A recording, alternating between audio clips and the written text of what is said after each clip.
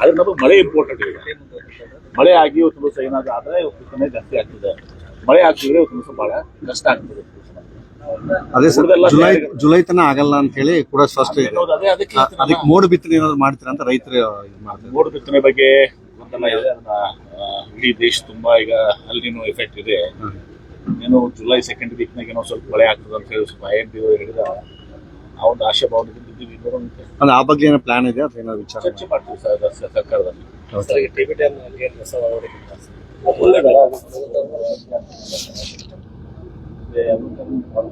ಮಾಡೋ ಮುಂದೆ ಆ ಒಂದಿನ ಬಹಳ ರೂಪಾಯಿಗಳಲ್ಲಿ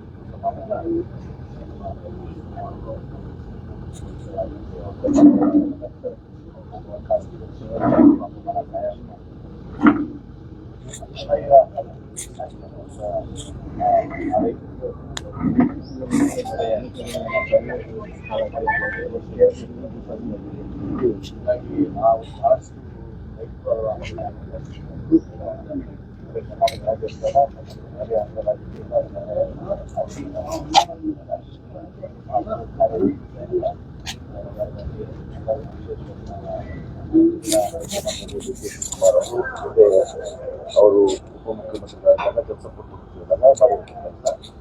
ಬಹಳ ಒಳ್ಳೆ ನೋಡು ಆಲ್ಮಟ್ಟಿ ಬರ್ತದ. ನಾನು ತೆಗೆದಕ್ಕೆ ಹೊರಗಿಲ್ಲ ಆಗ್ಬೇಕು ಅಂತ ನಾವು ಹೋರಾಟ ಮಾಡ್ತೀವಿ. ಪಂಚಪ್ಪನ ಮತ್ತು ಎಲ್ಲ ಆದರೆ ಪೂರ್ವ ತಯಾರಿಯಾಗಿ ನಾವೆಲ್ಲ ಸಿವಿಲ್ ನೆಟ್ವರ್ಕ್ ಮತ್ತು ಟವರ್ಗಳನ್ನ, ಕ್ಯಾನಲ್ ನೆಟ್ವರ್ಕ್, ಎಕ್ಸೆಪ್ಟ್ ಲ್ಯಾಟ್ರಲ್ ಮತ್ತು ಏನು ನಾವು ಹೊಲಕ್ಕೆ ಡೈರೆಕ್ಟಾಗಿ ನೀರು ಕೊಡಾಗಿಲ್ಲಲ್ಲ, ಅದನ್ನ ಬಿಟ್ಟು ಎಲ್ಲವನ್ನು ಕೂಡ ನಾವು ಮಾಡಿದ್ದೀವಿ. ಮತ್ತು ಪೂರ್ವ ಗೆಜೆಟ್ ನೋಟಿಫಿಕೇಶನ್ ಪೂರ್ವದಲ್ಲೇ ನಾವು ಭೂ ಸ್ವಾಧೀನಕ್ಕೆ 30 ಲಕ್ಷ 40 ಲಕ್ಷ ನಾವು ಕೊಟ್ಟಿದ್ದೀವಿ.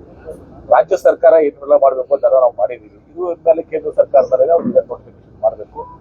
ಮಾಡಿದರೆ ಒಂದು ದಿವಸ ನಮಗೆ ಅದೊಂದು ಅದ್ರ ಸಲುವಾಗಿ ನಿಂತಿಲ್ಲ. ನಾವು ಗೆಜೆಟ್ ನೋಟಿಫಿಕೇಶನ್ ಮಾಡಿದ್ರೆ ಸ್ವಲ್ಪ ಮತ್ತೆ ಸ್ಪೀಡಪ್ ಆಗುತ್ತೆ ಅದು. ಅಂದ್ರೆ ಈಗ ಎಲ್ಲ ರೈತರು ಮತ್ತೆ ಎಲ್ಲರೂ ಸೇರ್ಕೊಂಡು ಎಲ್ಲರೂ ಕೂಡ ಮನವಿ ಮಾಡಿದ್ದಾರೆ. ಹೌದು, ನಾನು ಕೂಡ ಡಿಸ್ಕಸ್ ಮಾಡಿದರೆ ನಾನು ಪೂರ್ತಿ ಮಾಹಿತಿಯನ್ನು ಕೊಟ್ಟಿದ್ದೆ. ಯಾಕಂದ್ರೆ ನಮ್ಮ ಕಡೆ ಎಲ್ಲ ಮಾಹಿತಿ ಇದೆ, ಕೊಟ್ಟಿದ್ದೀನಿ.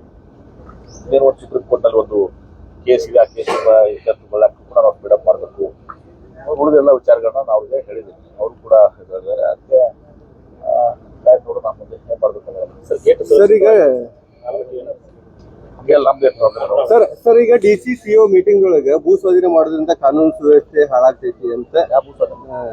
DCCO ಮೀಟಿಂಗ್ ಮನೆ CM ಅವ್ರು ಮಾಡಿದ್ರು. ಅಲ್ಲಿ ಭೂ ಸ್ವಾಧೀನ ಮಾಡೋದ್ರಿಂದ ಕಾನೂನು ಸುವ್ಯವಸ್ಥೆ ಹಾಳಾಗ್ತೈತಿ ಅನ್ನೋ ವಿಷಯ ಚರ್ಚೆಗೆ ಬಂತು ಅಂತೆ. ಸರ್, ಈಗ KIDB CM ನೇತೃತ್ವದ ಎಲ್ಲ DCಗಳದೊಂದು ಮೀಟಿಂಗ್ ಮಾಡಿದ್ರು. ಆ ಇದರಲ್ಲಿ ಈ KIDB ಇದರಿಂದ ಈಗ ಭೂ ಸ್ವಾಧೀನ ಮಾಡ್ಕೊಂಡ್ರೆ ಕಿರಿಕಿರಿ ಆಗುತ್ತೆ, ತೊಂದರೆ, ಕಾನೂನು ಸುವ್ಯವಸ್ಥೆ ಕಾಪಾಡಲಿಕ್ಕೆ ಡಿಸ್ಕಷನ್ ಆಗಿದೆ. ಬೆಂಗಳೂರಲ್ಲಿ ಯಾವ ಸಮಸ್ಯೆ ಇಲ್ಲ.